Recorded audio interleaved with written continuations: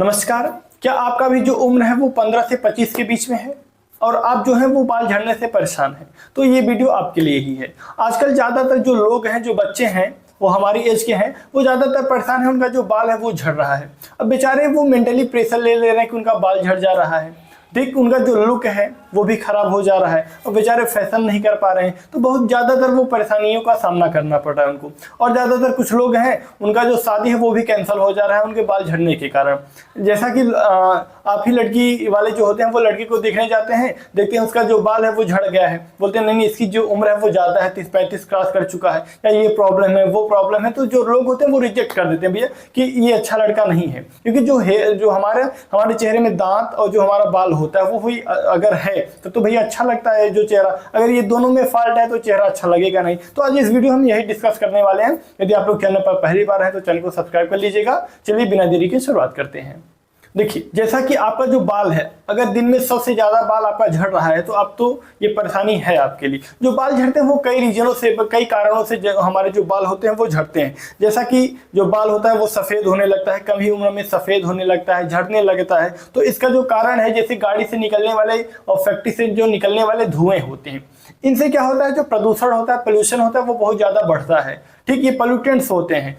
ठीक, ये प्रदूषण को ज़्यादातर बढ़ाते हैं। इससे जो हमारा हेयर होता है, जो बाल होता है, इससे बहुत ज़्यादा प्रभावित हो जाता है। इसके कारण जो होता है हमारा जहाँ से बाल उगता है वो भी प्रभावित हो जाता है। ठीक, इसका बहुत ज़्यादा प्रभाव पड़ जाता है, जिससे हमारा जो बाल होता है वो दूषित हो जाता है और बाद में झड़ने लगता है। बहुत सारी बीमारियां इसमें उत्पन्न होने लगती हैं। ठीक, तो ये जो पोल्यूशन होता है, जो प्रदूषण होता है, उसके कारण। उसके बाद हम खा क्या रहे हैं वो भी डिपेंड करता है। जैसे ज़्यादातर लोग होते हैं वो बाहर का खाना ही खाते हैं। बाहर का खाना का मतलब जैसे चाइनीज प्रोडक्ट का ज़्यादा इस्तेमाल करते हैं, यूज करते हैं। अब उसमें नहीं प्रोटीन है, नहीं विटामिन है ना, अब उसमें ऐसी कुछ चीज़ नहीं है जिसका यूज हम कर रहे हैं। तो वो क्या होता है कि इससे हमारा हेल्थ भी खराब होगा और जो हमारा बाल है उसको उसका पोषण नहीं मिल पाएगा।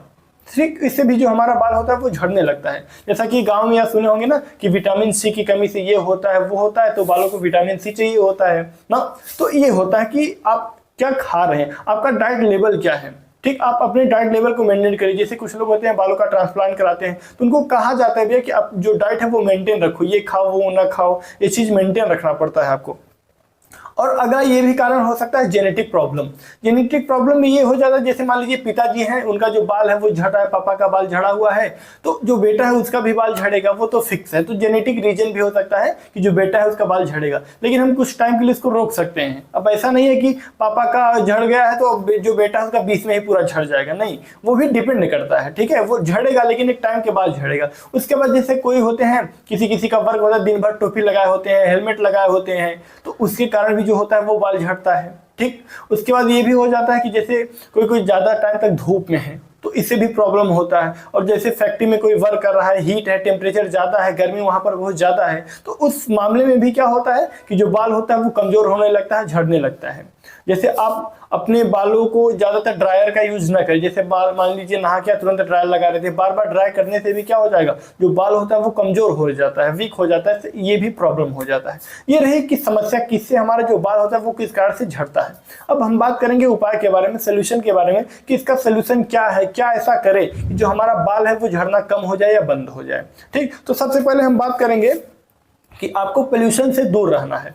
अब ऐसा नहीं है कि दिन भर एसी में बैठे रहें और कुछ काम नहीं करना, नहीं, आपको काम करना है। बट जैसे आप कुछ लोग ये भी होते हैं, ठंडी आ रही है, अब ठंडी में कितने लोग होते हैं महीना 2 महीना नहीं नहाते। अब उनका जो बाल है, बालों में डैंड्रफ, रूसी हो जाएगा, तो जो बाल होगा, जहाँ से बाल हमारा उगता है वो भी ब्लॉक होने का जो होता है प्रोबेबिलिटी वो बढ़ जाता है, ब्लॉक भी हो सकता है। ठीक, तो बाल हमारे टूटने लगते हैं, कमज़ोर होने लगते हैं। ठीक, उसे भी पोषण की आवश्यकता होती है ना, साफ सफाई की आवश्यकता होती है। तो पोल्यूशन से दूर रहना चाहिए हमें। ठीक, उसके बाद हमें ये ध्यान देना चाहिए कि हमारा जो डाइट है वो क्या है। हमें ऐसे फूड का इस्तेमाल करना चाहिए, यूज करना चाहिए जिसमें क्या हो, प्रोटीन हो, विटामिन हो, ये सब उसमें अवेलेबल हो, आयरन हो, वो सब अवेलेबल हो।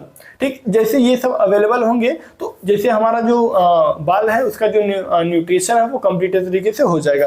एंड हमें ये भी ध्यान देना है कि जैसे हम खाएं क्या, ये भी मन में एक डाउट होता है ना कि सर हम खाएं क्या ऐसा खाएं जिससे ये मेंटेन हो जाए। तो सबसे पहले आपको ये ध्यान देना कि जो घर की चीज़ें हैं जैसे पालक है, अंडा है, एवोकाडोस, स्वीट पोटैटो और ऐसी चीज़ों का हम इस्तेमाल करें जिसमें प्रोटीन, विटामिन, आयरन अवेलेबल हो। तो इससे क्या होगा, जो हमारा हेल्थ है वो मेंटेन रहेगा, एंड हेल्थ मेंटेन रहेगा तो जो हमारा मेंटल प्रॉब्लम है वो भी काफ़ी टाइम तक दूर रहेगा, हमसे दूर रहेगा, स्ट्रेस में न रहे। ठीक है, ज़्यादातर मेंटली प्रेशर ले लेते हैं जो लोग कम उम्र में। अब ध्यान देंगे हाँ यार वो काम हमारा नहीं हुआ, ये प्रॉब्लम है। जो इस समय बॉयज हैं उनको ज़्यादा प्रॉब्लम है, वो इस वीडियो में मैं डिस्कस नहीं कर सकता। ठीक है, अगले वीडियो में डिस्कस करेंगे क्या क्या जो बच्चे होते हैं वो मेंटली प्रेशर ले लेते हैं इस एज में। तो उसके कारण से भी होता है क्या कि जो बाल उनका होता है वो झड़ने लगता है। और कुछ बच्चे होते हैं उनका बाल झड़ने का ये भी रीजन हो जाता है कि जो वो ज़्यादातर मास्टरबेशन कर लेते हैं, तो ये भी रीजन होता है। तो इस पर आप कंट्रोल रखिए। ठीक है, तो ये रहा आप लोगों के लिए यह वीडियो आपको कैसा लगा, इन्फॉर्मेटिव लगा, कैसा लगा, आप लोग कमेंट जरूर करिएगा। ठीक, और यह वीडियो सभी के पास शेयर कर दीजिएगा। चलिए मिलेंगे आप लोगों से किसी अगले वीडियो में, तब तक के लिए जय हिंद, वंदे मातरम।